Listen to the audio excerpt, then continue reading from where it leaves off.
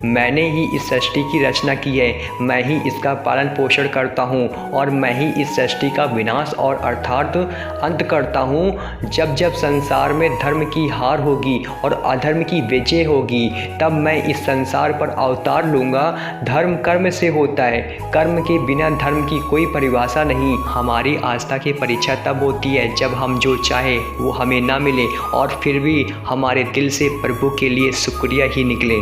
लोग अक्सर सच कहने से बचते हैं या डरते हैं, पर सत्य कभी छुप नहीं सकता और ना ही कभी मिट सकता है। कितना भी छुपा लो, पर सच तो उजागर ही जाएगा। अहंकार से इंसान की प्रतिष्ठा, वंश, वैभव तीनों ही समाप्त हो जाते हैं।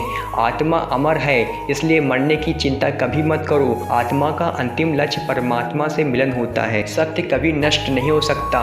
मौन सबसे अच्छा उत्तर है ऐसे व्यक्ति के लिए जो आपके शब्दों को महत्व नहीं देता। नर्क जाने के 3 द्वार हैं, काम, क्रोध और लोभ। कर्म करो, फल की चिंता मत करो। समय किसी के लिए नहीं रुकता।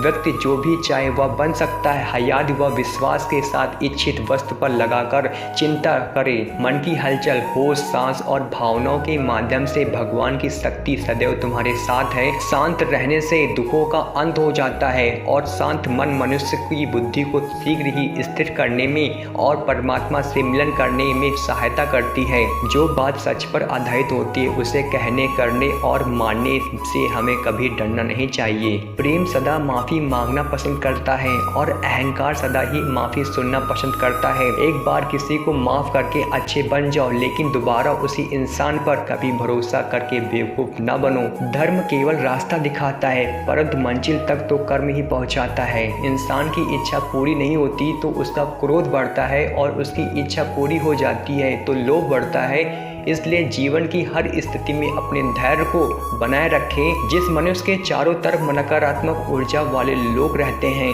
उस मनुष्य का मंजिल से भटक जाना निश्चित है। आज यदि आपके दिन बुरे चल रहे हैं तो कल अवश्य ही अच्छा होगा।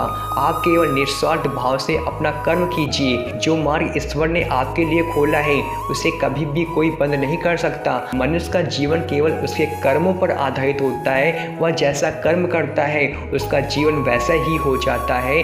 जीवन में आधे दुख इस वजह से आते हैं क्योंकि हमने उनसे आशाएं बना रखी हैं जिनसे हमें नहीं बनानी चाहिए थी। जिस मनुष्य ने अपने जवानी में बहुत सारे पाप किए हों उसे बुढ़ापे में नींद नहीं आती। व्यक्ति को उसके कर्म का फल उसी तरह ढूंढ लेता है जैसे कि कोई बछड़ा सैकड़ों गायों के बीच अपनी मां को ढूंढ लेता है।